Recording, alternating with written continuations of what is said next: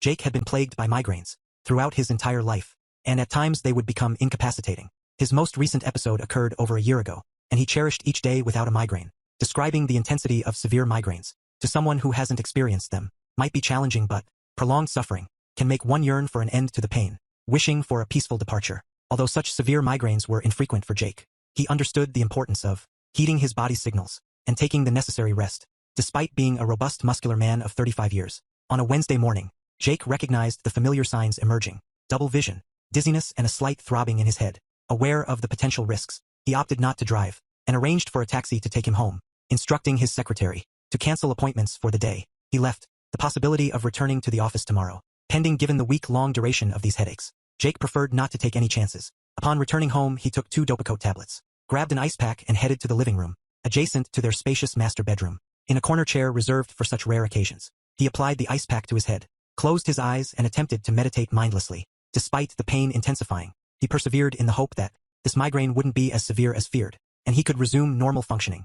Within a couple of hours, while in his meditative state, Jake heard noises below. Assuming it was his wife of 10 years, Linda, deciding to remain seated. He wasn't prepared for conversation. Linda, understanding his condition, typically gave him space and quiet when he was home during a migraine attack. However, unbeknownst to Linda, Jake's car wasn't in the driveway, and he had no reason to be home at that time, since he usually arrived every night at 6. Despite blocking out the noise and focusing on controlling the pain, Jake suddenly became aware that Linda wasn't alone. Another voice, a man's voice, reached his ears. Opening his eyes, he noticed Linda and the unidentified person heading upstairs to their bedroom. Staying still and silent, he eavesdropped on their conversation. Linda, on her cell phone, was giggling and chatting with Shelley, Jake's brother Robbie's wife. The situation struck Jake as strange, and he questioned whether he was dreaming, until he realized the truth of the situation unfolding before him. His return to reality was immediate. Upon hearing her speak, "Oh Shelley, I'm currently with him. Thanks for arranging this date. I hope it goes as well as yours did last week. He'll call you tomorrow to plan another date. I'll provide a full report later. Gotta go, thanks again." The agony in Jake's heart escalated beyond a migraine.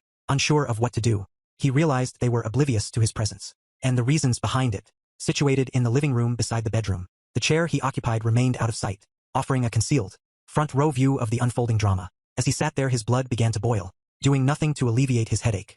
Nausea intensified from both the migraine and the distressing events. Heartbroken tears welled up as he acknowledged the end of his marriage with the woman he loved. In complete silence, he listened as the man praised his wife's allure. After their pants hit the floor, Jake found himself spiraling into an inescapable, emotional abyss. He heard the couple lie down on the bed, and his wife, Linda, complimented the man, Blake, on their friendship and handling something substantial. Exerting self-restraint, he waited for the opportune moment to intervene, which arrived sooner than expected. After granting them a brief moment, he concluded it was time to confront the two lovers. Suppressing pain and anger, he rose and mustered strength to face them. In their marital bed, moving slowly and quietly, although noise from the lovers drowned any sound he made, Linda, engrossed in betrayal, noticed Jake standing nearby. Panicking, she attempted to separate from Blake, who persisted despite her protests. The revelation came too late. Jake's head and heartache overwhelmed him. Retrieving a loaded Glock G45 from his nightstand, he aimed at Blake's left temple. Blake collapsed onto Linda, who lay in shock with tear-filled eyes. Jake addressed Linda, saying, "I loved you with all my heart, and you took away everything I cherished. My heart is broken." He fired the next bullet into her head. Witnessing the departure of life from her body, Jake reached out to meet his brother Robbie. Despite having just committed a double homicide, his voice remained strangely calm. I greeted him casually, asking, "Hey bro, how are you?" Urgently, Jake instructed me to listen closely. He disclosed, discovering Linda in bed with a guy named Blake, whom he suspected to be the new tennis instructor. Overhearing Linda talking to Shelley, he believed Shelley might be involved with Blake as well. Worried, he advised me to keep an eye on Shelley, interrupting any attempts to respond. Jake insisted I listen further. He admitted to eliminating Linda and Blake in his bed, emphasizing the gravity of his words. Wanting to spare me from his anguish, Jake encouraged me to investigate if Shelley was cheating on me. Overwhelmed by migraines in the profound betrayal, he couldn't endure it any longer. He expressed his love for me, apologized, and bid farewell before the phone went silent. Before putting the next bullet in his head, Jake dialed emergency hotline to report the double homicide. Self-destruction, ensuring they had the correct address. They found Jake in a chair with a migraine, holding a weapon, his head leaning against a nearby wall. Arriving 20 minutes later, I encountered a bloody scene. I'm Robbie, and Jake was my older brother. This incident occurred a year ago, marking the worst day of my life, and causing significant changes in my world. Losing my older brother to his unfaithful wife was challenging for everyone, particularly impactful on me. Jake had been my best friend, and I loved him deeply. The revelation of Linda's affair, and the subsequent homicides and self-destructions, turned her into a hated figure in our close-knit community. Still grappling with anger and depression over my brother's passing away, I kept Jake's revelations from Shelley, opting to closely monitor my wife. After Jake's self-destruction, I became paranoid and hired a high-end security company to install various monitoring devices and software. Took 2 weeks for everything to be ready. If Shelley was involved in Linda's infidelity, I aimed to uncover the extent of her own betrayal. My pain persisted, and I became obsessed with understanding my wife's role in the case. A copulation between Shelley and me became rare and cold. After Jake's self-destruction and the revelation of Shelley's involvement in Linda's infidelity, upon confirming Shelley's infidelity, I harbored anger and a desire for revenge against her for betraying me and contributing to Jake's self-destruction. Over the year, the security company provided me with extensive video and audio recordings of Shelley and her lover engaging in loving acts. Although hurtful, the most painful aspects were Shelley's conversations with her lover, replaying certain phrases in my head. Her lover questioned why she stayed with me, highlighting their shared belief that our bed life was dull. Compared to theirs, he suggested she should leave me and move in with him. However, Shelley explained that I was grieving my brother's passing away and coping with depression, not wanting to add more pressure on me. She reassured her lover that she didn't need copulation with me as long as she had him. Despite their physical connection, Shelley emphasized her love for me and her commitment to our relationship. She clarified that their relationship was purely about closeness, expressing nostalgia for Blake and disbelief at his demise. They discussed the absence of Blake and expressed concern about my mental state, hoping I wasn't as unstable as my brother. Shelley's lover assured her he wouldn't bring her to our house like Blake did and insisted they were fine, vowing never to get caught. He pledged not to let a similar incident happen to them. After discovering Shelley's infidelity, I devised a plan. She had cheated on me with the assistant tennis coach, Jared Roberts, later promoted to head coach. After Blake's untimely passing away, a few weeks later my anticipated opportunity arrived. Jared was invited to a banquet, honoring the country club's top tennis program. I called Shelley informing her about the banquet, and she was thrilled at the idea of staying at the Ritz-Carlton and spending the entire night with him. Conveniently, I mentioned my 2-week trip, coinciding with the banquet dates. My intention was to ensure Shelley had enough rope to hang herself. As expected, the next day she called Jared, sharing the good news. She persuaded him to take an extended trip, stay 3 nights at a hotel in Orlando, and promised to make his world rock. Naturally, he agreed. Over the next week, they talked about it on the phone and in their messages. It was Shelley's idea to turn the getaway into a fake honeymoon, telling Jared she would like to be his new bride and wife for the 3 days. To further her plan, she even suggested buying a new engagement ring for the occasion and booking a honeymoon hotel room to make it more realistic. They planned to present themselves as newlyweds to attract attention and experience the thrill. She even told Jared that she wished it was real and that he really was her husband. Reading all these texts infuriated me and fueled the embers of my revenge. I was going to enjoy watching her face the demise of everything she loved. Shelley spent all her time working out in the gym, but I was unimpressed and wanted nothing to do with my cheating soon-to-be ex-wife. She was going to spend 3 days with Jared as his wife on a pretend honeymoon. This would be her first extended time alone with another man since she got married 10 years ago. Shelley and Jared thought it would be romantic, so she bought several attractive outfits, bikinis and lingerie, for their date and planned everything out. I was amazed and jealous of the effort she put into this. The love I once had for her was gone, and this level of betrayal drained the last drop of love I had left. It was over and it was time for Shelley to feel the pain. On the way to the hotel, I called Shelley but only received her voicemail. I left her a message, saying that I loved her and would see her in 10 days. Shelley called me back an hour later, seemingly wanting to make sure I didn't suspect anything. She told me that she loved me, and that the children were at their friend's house. Shelley mentioned she would order pizza when the kids got home, and they would watch movies all night. She expressed how much she missed me, said goodbye and told me that she loved me more than anything in the world, eagerly awaiting my return.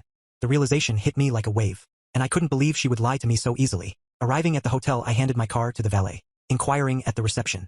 I asked if Mr. and Mrs. Roberts had checked in earlier. My anger intensified when the receptionist confirmed that the newlyweds had, indeed, checked into their honeymoon suite the day before. To gather more information, I contacted the hotel's restaurants and confirmed their reservation for 6 p.m. that evening at the main restaurant, strategically choosing the best viewing spot.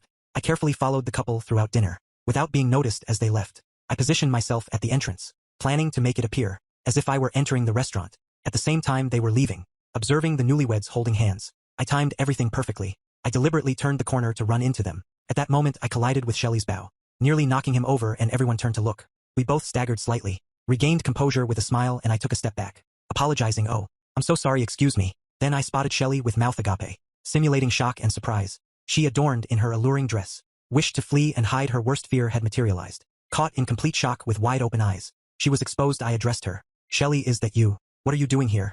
I said with a practiced expression on my face. Jared, her boyfriend, couldn't comprehend who I was or what was unfolding. For several minutes I then stepped back, gazing at my wife as if her outfit astonished me. I couldn't fathom how she appeared. She wore a very short low-cut dress with no bra, nylon stockings, captivating heels, and glamorous makeup and hair. Thoughts raced through my mind. desiring she could dress similarly. For me it seemed like a special ensemble, and I had never seen her exude such sensuality. I was perplexed contemplating the circumstances. Shelley acknowledged she was caught, and struggled to think of something to say, but she just stood there with her mouth agape, attempting to compose herself. She mentioned that I should be in Jacksonville, explaining that plans had changed due to her job. Bewildered by the scene, I questioned if she was provocatively dressed with some guy. I suggested going out into the lobby to talk, almost shouting and grabbing her hand. Once in the lobby I confronted her, revisiting our earlier discussion about staying home with the children. I inquired about her presence at the hotel, and the person she was on a date with. I repeated my disbelief, wondering if it wasn't what I thought. Looking at her hand and then into her eyes, I pointed out the absence of her wedding rings, and questioned if she had cheated on me. Observing the replaced gold ring on her finger, a stark contrast to the large, diamond one, given by her lover for their pretend honeymoon weekend. She seemed trapped, yearning to escape. In response she claimed her love for me, insisting it meant nothing. I pressed on, questioning the absence of her wedding ring, and the presence of a new gold ring, accusing her of leaving me for someone else. I asserted that it seemed like something was, indeed, happening throughout. I heightened the pressure, savoring every moment of her confusion. In that tense moment I turned to the tennis player, my voice firm as I demanded an explanation. Why don't you tell me what's going on? Shelley, caught in the middle, looked at Jared with fear, unsure of how he would respond. Jared, attempting to ease the situation, told me to relax, echoing Shelley's assurance that nothing inappropriate was happening. He explained there was an awards banquet at the hotel, and Shelley had kindly accompanied him to support our country club. According to him, it was just a favor and everything was fine. Suppressing a laugh, I tried to comprehend the absurdity of the situation. I pressed further, questioning if Shelley was only being nice and attending the ceremony as Jared's date. Then I inquired about their lodging, making it clear that lying would not be tolerated. I intended to inspect both rooms before leaving. Silence fell as they both looked at the floor. Avoiding eye contact, Shelley, breaking the silence, pleaded with me not to be upset, expressing her love, and attempting to downplay the situation by mentioning that only a few days would have passed, and no one would have known about it. The harsh reality struck as the truth unfolded. She spent a few days with him, sharing the same room, engaging in loving acts, and conspicuously absent were my wedding rings, replaced by a new gold band. Shock set in as I confronted her with disbelief. Despite already knowing the answer, I didn't let up, feigning astonishment. Darling, it's not what you think. She tried to explain, seeking to justify her actions. My anger, though simulated, surged as I demanded a straightforward response. Answer the question. I'll go to the front desk to get some answers, so you better start talking. Do you live in the same room? Answer me tearfully. She admitted yes. The floodgates opened and she sobbed, unable to hide the truth any longer. Are you having closeness? And remember, I'm not an idiot again. Through tears, Shelley confessed yes. The pivotal question lingered. Are you pretending to be his wife? Sobbing, she insisted. It's not what you think, baby. I pressed harder, demanding a clear response. Answer the damn question. Did you check into this hotel as Mr. and Mrs. Rogers? In embarrassment and with a tearful voice, she reluctantly admitted yes. I grasped the situation and made a decision, stating that I understood. I informed Shelley that I would leave her and her new husband alone. I mentioned that I was returning home, and we would contact a lawyer in the morning. I conveyed that we were done, emphasizing that she had left our love, our marriage, and our life together, all to have fun with that tennis player. Shelley pleaded desperately, expressing her love, and stating that she didn't want a divorce. She emphasized that I was her husband, and she couldn't lose me, urging me to understand. I remained firm, stating that I didn't understand. I offered one more chance, for her to explain the situation, so that I could understand.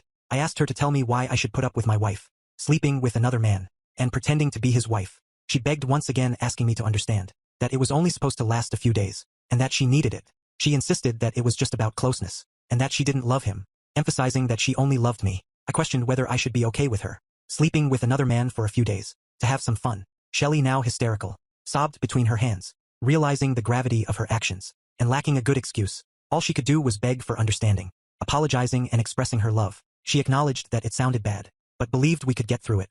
She pleaded for forgiveness, expressing her desire to be with me. Silence ensued. The tennis guy grew irritated and impatient, interjecting to tell me to step back a little, and pointing out how upset Shelley was. I turned to Jared with a deaf stare, instructing him to shut up and get out of my sight. I told him to leave me and my real wife alone, emphasizing that he had already ruined our marriage, and that should be enough for the day. Unfazed, Jared stood up, placed his hand on Shelley's shoulder, and stated that he would be in their room, asking her to come up when I was done. She pushed his hand away furiously, not wanting anything to do with him. In that moment I couldn't help but laugh. I comprehended the situation and made a decision. Suddenly she no longer desired to be with her lover, and he reveled in everything unfolding. I continued to taunt Shelley as she sat there sobbing, urging her not to be rude to her new husband. I suggested that I might be ruining their honeymoon, emphasizing that we both knew she wanted this, and no longer wanted to be with me. I insinuated that she didn't love me, claiming that if she did, she wouldn't cheat on me and show me such disrespect. After Jared departed, we were left alone. She pleaded with me to stay, gazing at me with imploring eyes for a few minutes. I questioned her about the duration of her involvement with Jared.